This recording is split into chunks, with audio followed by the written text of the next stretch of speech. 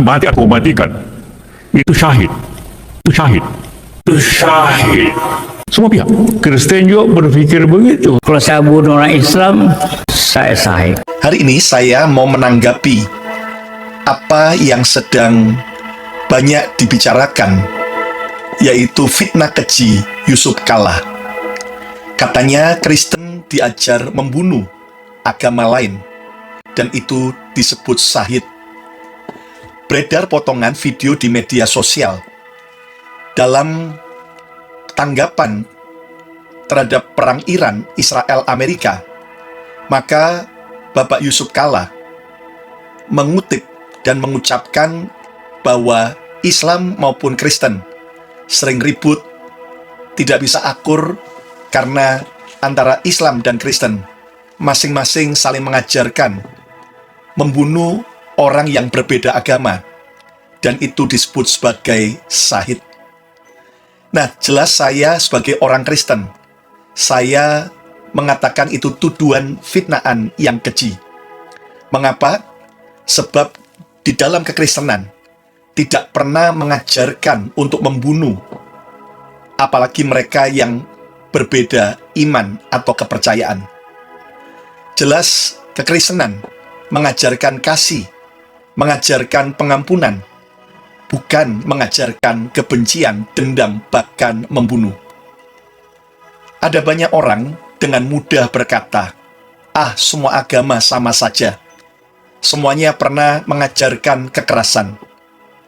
Tapi pertanyaannya bukan apa yang dilakukan oleh orang beragama. Pertanyaan yang benar adalah apa sesungguhnya yang diajarkan oleh pendiri iman itu sendiri. Karena kalau kita jujur, Yesus tidak pernah membunuh siapapun. Yesus justru mati dibunuh di kayu salib. Dan lebih daripada itu, Yesus mati untuk orang-orang yang membunuhnya. Jelas tuduhan Pak Yusuf Kalla itu keliru besar. Kekristenan tidak pernah mengajarkan untuk membunuh mereka yang berlainan dengan agama, berlainan iman. Dan saya berdoa biar Pak Yusuf Kalla boleh mendapatkan pencerahan yang benar tentang Yesus dan tentang kekristenan. Tentunya, sebagai orang Kristen, kami mengampuni fitnaan keji itu, dan kita tidak perlu menjalankan sampai ke ranah hukum. Namun, izinkan saya memberikan beberapa argumen bahwa pernyataan dalam pidato Pak Yusuf Kalla itu jelas sebuah fitnaan yang keji. Argumen yang pertama, Yesus adalah standar utama dari kekristenan. Kalau mau menilai kekristenan, jangan menilai dari sejarah kelam manusia, tapi mulailah menilai kekristenan dari Yesus Kristus sendiri. Yesus berkata, kasihilah musuhmu.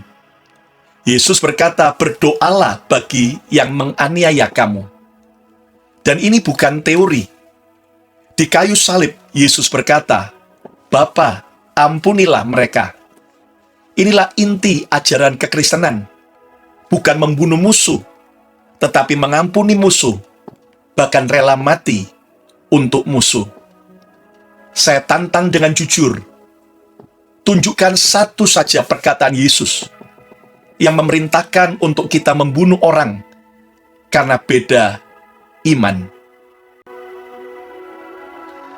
Argumen yang kedua, bahwa fitnaan keji Pak Yusuf Kalla, bahwa Kristen mengajarkan membunuh mereka yang berbeda iman.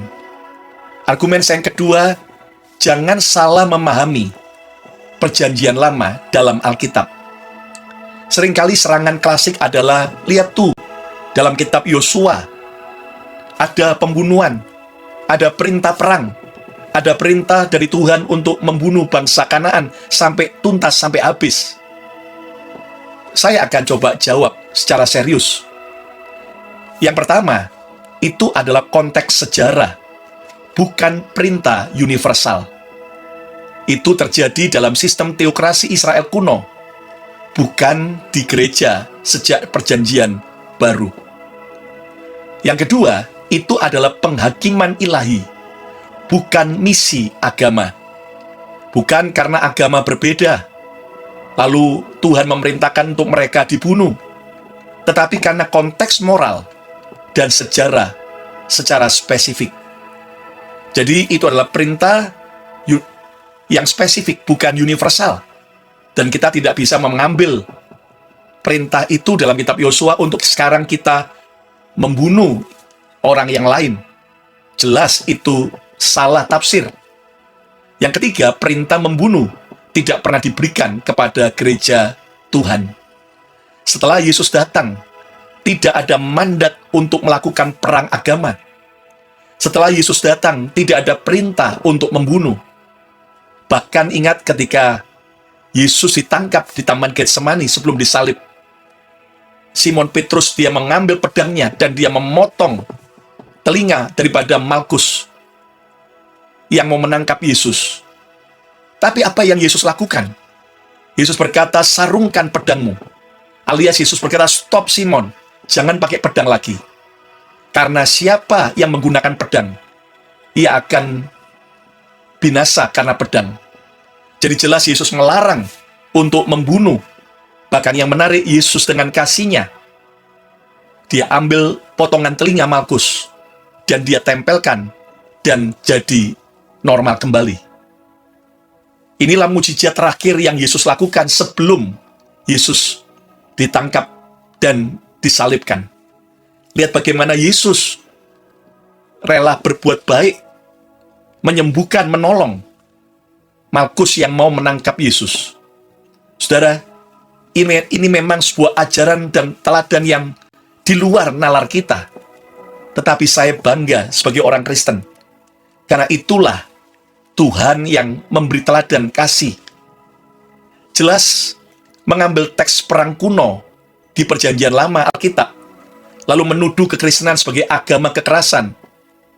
Itu sama seperti mengatakan bahwa Indonesia hari ini jahat, sebab dulu Indonesia pernah perang untuk merebut kemerdekaan. Itu kan jelas sesuatu yang tidak bisa dikatakan. Indonesia jelas negara yang baik, yang diberkati, dicintai Tuhan. Walaupun dalam sejarah Indonesia pernah menghadapi peperangan untuk merebut kemerdekaan. Nah, hal yang sama juga dengan peristiwa di perjanjian lama. Itu tidak bisa kita ambil sebagai patokan, oh Kristen mengajar perang, oh Kristen mengajar membunuh. Yesuslah patokan dalam kekristenan.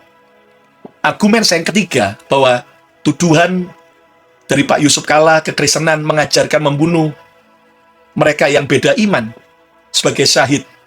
Argumen yang ketiga, sejarah gereja tidak selalu sesuai ajaran Kristus. Saya ulangi lagi, sejarah gereja tidak selalu sesuai ajaran Kristus.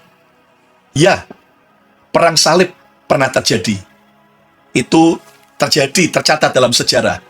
Ya, inkuisisi pernah terjadi. Itu tercatat dalam sejarah. Saya tidak menyangkal hal itu. Tetapi mari jujur secara intelektual. Apakah itu ajaran Yesus? Ataukah itu penyimpangan dari ajaran Yesus? Yesus berkata, kasihi musuhmu. Yesus berkata, jangan balas kejahatan dengan kejahatan. Namun sejarah mencatat ada orang yang mengaku Kristen, membunuh atas nama agama, memaksakan iman dengan pedang. Nah, jelas itu bukanlah ketaatan kepada perintah Yesus. Namun itu adalah pengkhianatan terhadap perintah Kristus. Kalau Anda menilai kekristenan dari kegagalan pengikutnya, maka Anda juga harus fair dan konsisten. Nilai semua sistem yang ada dalam setiap agama dari penyimpangan terburuknya. Kan jelas itu sangat konyol sekali. Ibarat seperti kalau kita lihat setumpukan apel, sekitar ada 100 apel. Lalu kemudian ada 1, 2, 3, 4, 5 yang busuk. Apa berarti bahwa 100 apel itu semua busuk?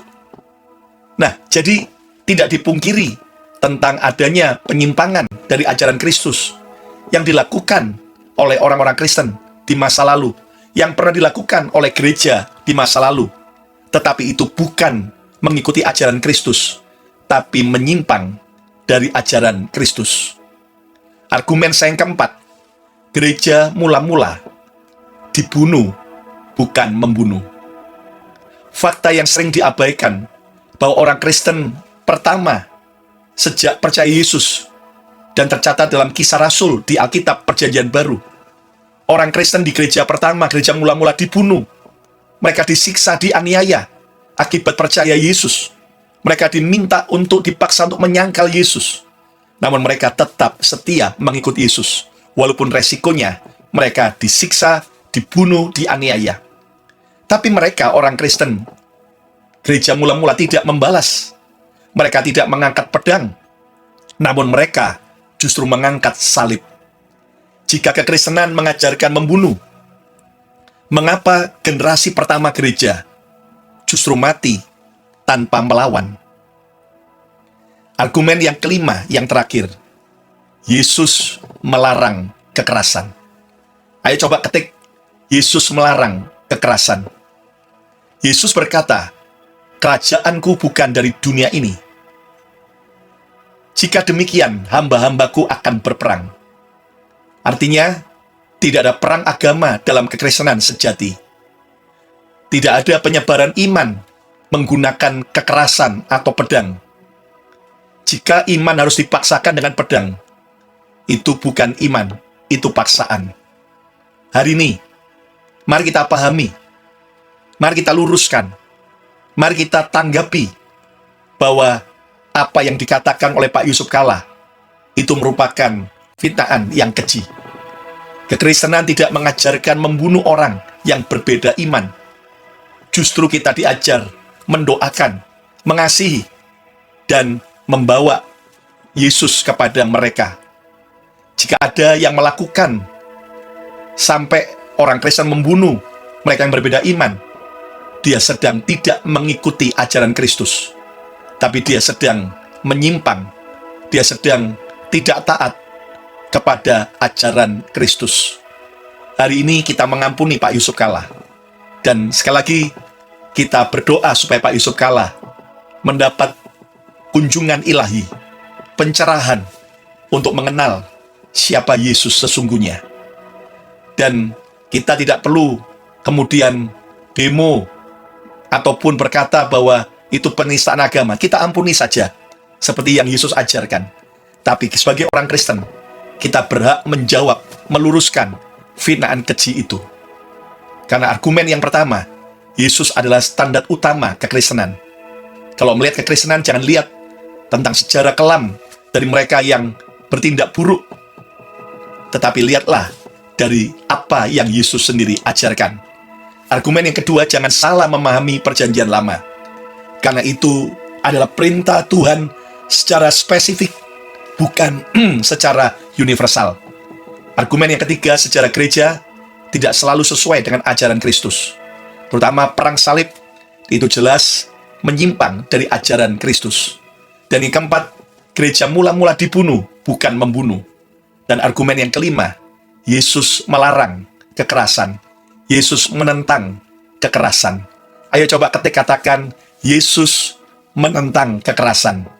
Kalau mau ngomongin agama orang, minimal ngerti dulu, jangan cuma berani. Karena sekali salah ngomong, yang kena bukan cuma nama sendiri, tapi bawa-bawa keyakinan orang banyak. Jujur ya Pak, ini ngomongin agama, apalagi ngawur sih? Karena setahu saya ya, Yesus Kristus itu ngajarin kasih, bukan justifikasi kekerasan. Bahkan ditampar aja disuruh kasih pipi sebelahnya. Kadang yang bikin gaduh itu bukan netizen ya, tapi pertanyaan tokoh yang terlalu pede ngomongin hal yang bukan bidangnya. Jadi blunder kan tuh. Hade.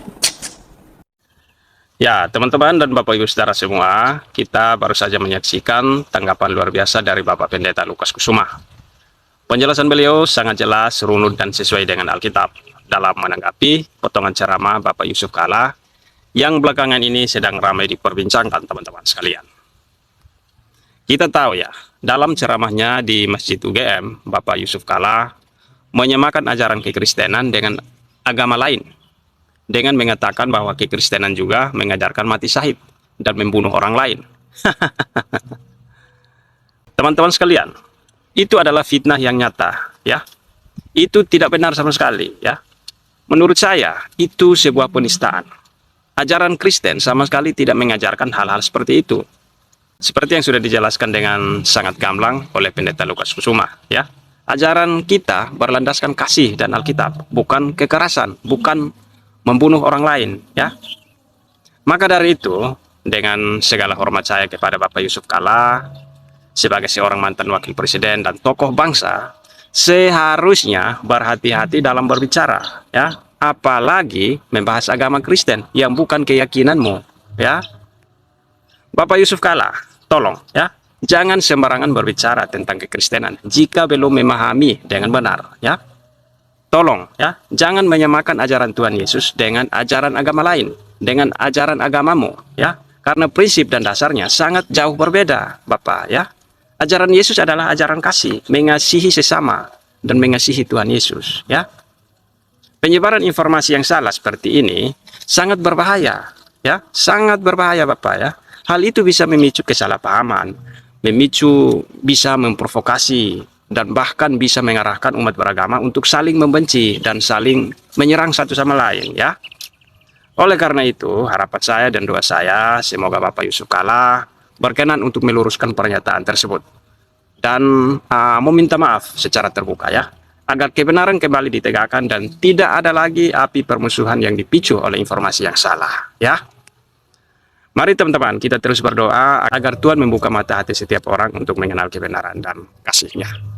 Tuhan memberkati kita semua dan sampai jumpa di video berikutnya. Oh ya teman-teman sekalian, jangan lupa di share-share video ini, ya, biar mencerdaskan banyak orang. Shalom.